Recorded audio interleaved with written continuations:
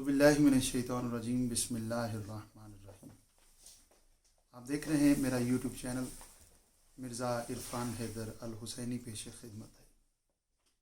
آج ہم اپنے دوستوں میں بیٹھے ہوئے تھے، وہاں پہ بات حسد پر چل پڑی کہ حسد کیا ہے، اور پھر ہم نے انہیں بتایا کہ اللہ کی کائنات کی سب سے بری بیماری کو حسد کہتے ہیں۔ آپ جب بھی اللہ کی بارگاہ میں دعا کے لیے ہاتھ اٹھائیں نا، تو اس وحدہ لا شریک سے دعا مانگا کریں، مالک ہمیں اس بیماری سے محفوظ رکھنا، کیونکہ حسد وہ بیماری ہے جو انسان کو اندر سے اس طرح ختم کر دیتی ہے کہ جس طرح انسان لکڑی کو ختم کر دیتی ہے۔ اور حسد ایک ایسا وہ وائرس ہے جو جب بھی کسی کو لگتا ہے نا تو پھر اس کی نسلیں خراب کر دیتا ہے۔ آپ تاریخ کی ورگردانی کریں اور آپ کو یہ بات ثابت ہوگی کہ جب ہم حضرت آدم علیہ السلام سے چلتے ہیں تو کیا وجہ تھی؟ شیطان کو کس چیز نے روکا تھا کہ وہ آدم کو سجدہ نہیں کر رہا؟ وہ حسد تھا۔ شیطان آدم سے حسد کر رہا تھا اور اسے لگ رہا تھا کہ شاید جو کچھ میرے پاس ہے وہ اس کے پاس نہیں ہے، یا اسے یہ لگ رہا تھا کہ آدم کو جو کچھ عطا ہوا ہے وہ مجھے نہیں ملا۔ یہ اس کا حسد تھا۔ حسد کرنے والا بندہ سب سے زیادہ کمزور ہوتا ہے۔ آپ نے دیکھا نہیں کہ تمام ملائکہ نے اسے آدم کو سجدہ کر دیا، مگر وہ ایک تھا جو حسد کر رہا تھا۔ اس کے حسد نے اسے اتنا کمزور کر دیا تھا کہ اسے اللہ کا چنا ہوا نظر ہی نہیں آ رہا تھا، اسے خدا کی بندگی نظر ہی نہیں آ رہی تھی، اسے توحید کا معیار نظر ہی نہیں آ رہا تھا، اسے بانٹنے والے کا عدل نظر ہی نہیں آ رہا تھا۔ اسے صرف یہی لگ رہا تھا کہ بس حسد نے اسے اندھا کر دیا تھا۔ اچھا، آدم علیہ السلام کو اللہ نے چنا اور ابلیس نے حسد کیا، یعنی جس نے حسد نہیں کیا تھا، جب تک اس نے حسد نہیں کیا تھا تب تک وہ شیطان نہیں تھا۔ جیسے ہی وہ اللہ کے چنے ہوئے کے خلاف حسد کرنے لگا تو وہ شیطان بن گیا، اور شیطان بن گیا اور قیامت تک اس نے لعنت کا طوق اپنے گلے میں ڈالا۔ اب آدم علیہ السلام کو اللہ نے چنا تھا، اب یہاں سے بنیاد رکھی گئی ہے، یہاں سے ابتدا ہوئی ہے حسد کی۔ حسد نے جو پہلا حسد کرنے والا ہے وہ شیطان ہے۔ ثابت ہوا شیطان کا کام ہے حسد کرنا، انسان کا کام نہیں۔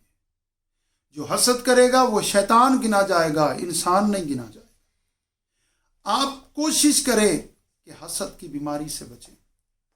جب قابل نے حابل کو قتل کیا تھا وہ کس بنا پر تھا؟ وہ حسد کی بنا پر تھا۔ اسے شک پڑ گیا تھا کہ بابا اپنی تمام تر الہی ذمہ داریاں کہیں حابل کو نہ دے دے، تو قابل حسد کی بنا پر حابل کا دشمن ہو گیا، اور یہ دشمنی اس کو یہاں تک لے گئی کہ وہ اتنا اندھا ہو گیا کہ اس نے بھائی کا قتل کر دیا۔ یہ زمین پر پہلا قتل تھا، زمین پر پہلا آدمیت کا خون گرا ہے، اور وہ کس کا ہے؟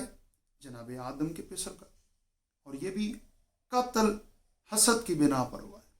اگر میں ایک ایک نبی کا واقعہ پڑھوں تو ویڈیو طولانی ہو جائے گی۔ ناظرین محترم، آپ چلتے آئیں تو قرآن میں ایک نبی کے حسن کا ذکر ہے جسے جناب یوسف علیہ السلام کہتے ہیں۔ یعقوب علیہ السلام کے 12 بیٹے ہیں، اور سارے بیٹے مل کے ایک اکیلے، یعنی کم از کم 10 بیٹے تو اتحاد کر چکے تھے نا ایک نبی کے خلاف، اور یہ کس بنا پر تھا؟ یہ حسد کی بنا پر تھا۔ جناب یوسف علیہ السلام نے ایک دن کہا بابا میں نے خواب دیکھا ہے، مجھے چاند ستارے سجدہ کرتے، فرمایا کسی کو مت بتانا، تجھے اللہ چن رہا ہے، تیرا انتخاب خدا کر چکا ہے۔ اور بھائیوں کو خطرہ ہے، بھائیوں کو ڈر ہے کہ کہیں بابا اپنی تمام تر تبرکات، بابا اپنی تمام تر الہی ذمہ داریاں، بابا اپنی تمام تر راز و نیاز، اپنے مخفی راز کہیں یوسف کو نہ دے دے۔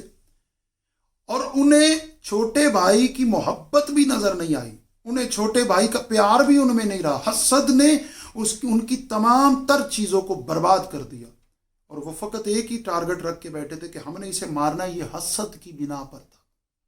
حسد اتنی نامراد، یہ نبی کا قاتل بنا دیتی ہے، یہ نبی کا دشمن بنا دیتی ہے۔ مثال آپ کے سامنے، میں نے کوئی بات ایسی نہیں کی جس میں آپ کو سنی شیعہ کی دلائل تلاش کرنے پڑے، سنی شیعہ کے علماء سے پوچھنا پڑے. یہ وہ باتیں ہیں جن کی گواہی قرآن دے رہا ہے کہ یعنی روئے زمین پر، کائنات میں، عالمین میں پہلا حسد شیطان نے کیا ہے اللہ کی حجت کے خلاف.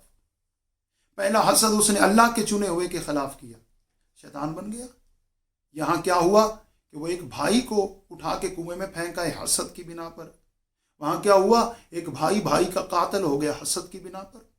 آپ دیکھتے آئے کیا دشمنی تھی فرعون کو موسیٰ کے ساتھ. وہ موسیٰ سے حسد کرتا تھا، وہ اس بات پہ حسد کرتا تھا کہ میں تخت پہ بیٹھتا ہوں لوگ میرے پاس نہیں آتے، یہ جھونپڑی میں بیٹھا ہے دنیا اس کے پاس کیوں جاتی ہے، آخر اس کے پاس کیا ہے. اس کے پاس اللہ کے عطا کیے ہوئے تحفے تھے، اس کے پاس فقط حسد تھا، حسد کی بیماری تھی. وہ حسد کی بیماری میں اتنا اندھا ہو چکا تھا کہ وہ اللہ کی حجت کے خلاف بغاوت پہ اتر آیا. آپ کو میں کتنی مثالیں دوں جو قرآن کے اندر موجود ہیں. ناظرین آپ بچیں، حسد سے بچیں، اللہ کی کائنات میں اس سے بڑی بیماری کوئی نہیں ہے. دعا کرتا ہوں اللہ ہر مومن کو، ہر مسلمان کو حسد کی بیماری سے محفوظ رکھے. اور یاد رکھیے جب حسد کی بیماری لگ جائے نا تو پھر لوگوں کو رشتہ نظر نہیں آتا.